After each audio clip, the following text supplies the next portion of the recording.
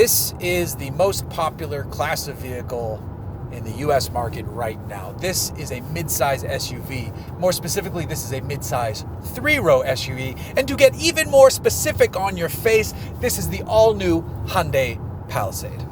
So what are we dealing with here on Hyundai's largest vehicle ever?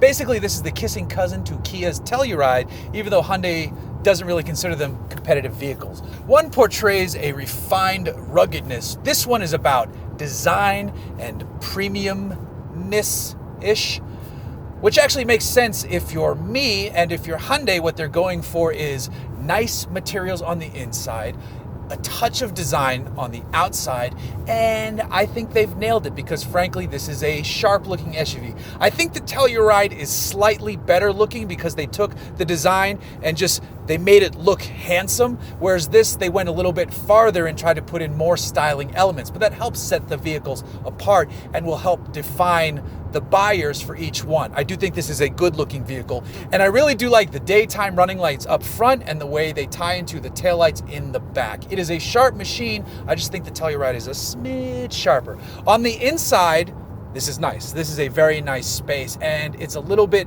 better on the inside in terms of storage space here with the Palisade. And that's because this doesn't have a traditional shift lever. This has a shift by wire system. It is just a button.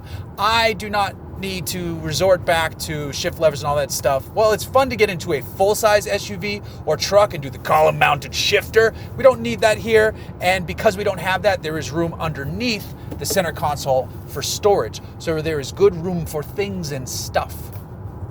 Now, speaking about things and stuff, let's talk about horsepower and torque. Under the hood is a 3.8-liter GDI V6 engine. It makes 291 horsepower and 262 pound-feet of torque, and that torque comes on at somewhere between 5,000 and 5,500 RPM. That is backed up by an 8-speed automatic gearbox, and it will send power to either the front wheels or all 4 wheels, depending on which version you buy. All 3 trims can be optioned with all-wheel drive. It is a $1,700 option. These will start in the low $30,000 range and then ramp up to the mid to high 40s if you fully spec one out. It's SE, SEL, and Limited. They kept it fairly simple. The SE is like the entry-level one, though it is nice inside. The SEL gives you a few more options and packages to choose from, and then a Limited is pretty darn loaded. And that means a full suite of very nice safety systems, though there are most of the safety systems all the way on down. You just don't get stuff like this really cool highway driving assist and a few other tech bits. There's also a better audio system on the higher level trims, though the one in this entry level version is not bad at all. It's just not a 12-speaker Harman Kardon, new tech, crazy, ear-ticklingly good sound system. This one is still good.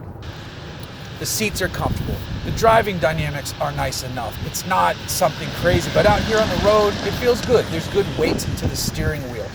All of the actions and inputs respond in kind in a manner that is suited and doesn't leave you wanting for more. I'll put my foot to the floor. It had to shift down twice, and there we go. We're away, and it gets up and goes. I'm going at illegal speeds now, and now I'm going to slow down because I don't need any more speeding tickets. But the brakes work well as well. So with the lane keep assist, which is available on all the trims, that works nicely too, and it's not a too abrupt system. It doesn't just grab the wheel and jerk you back into the center of the road. If I meander here over to the line, it gently guides me by my lower back and scoots me back into the lane. Now, I'm not going to dive too deeply into all the tech bits here on the Palisade, but if you want to learn more about those, you can catch me on a different channel.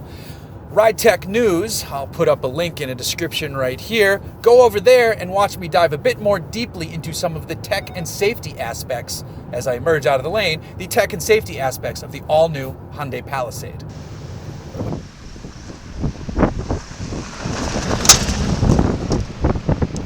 One of the things I like about the Palisade that keeps it relatively refreshing for a driver behind the wheel is that the driving dynamics themselves are not dull, they're not down-tuned, they're not downplayed. They're good. There's enjoyability to be had, and some of that comes from the torque vectoring system. Now, it is the cheaty way of doing it by torque vectoring through brakes, but it does help you get through a corner a little snappier.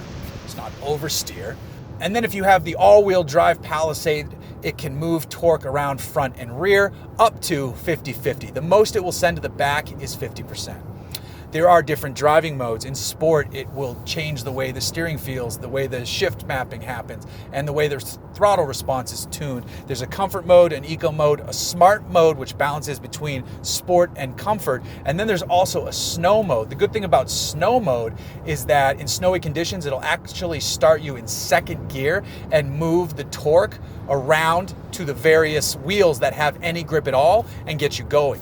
Hyundai did a demonstration of this on frictionless rollers, and sure enough, the Palisade just found its way off the rollers. It was a pretty cool demonstration.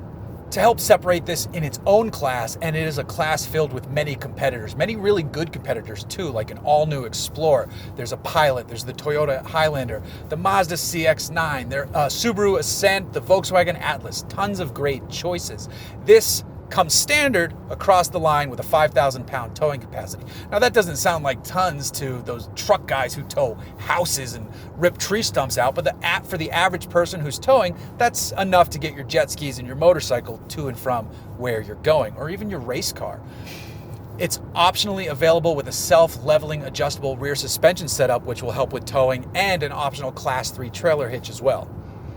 So yeah, the Kia Telluride landed first, but now the Hyundai Palisade is here to just round out your options in this segment.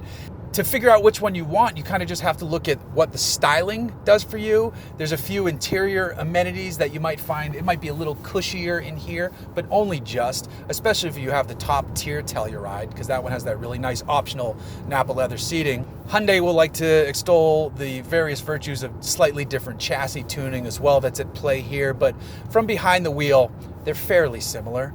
They're both enjoyable. It's just which flavor of cool Korean car do you want? That's the one you go with.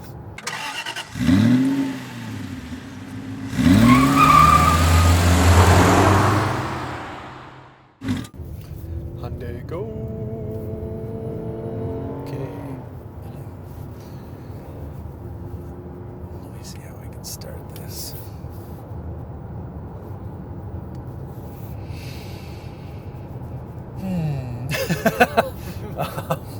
And I really do like the daylight, and I really do like the running and I really do like the running, what the hell are they called? Daytime running lights. On the Palisade, one of the nice things that aids in one of the things on the Palisade that I do enjoy that helps keep this relatively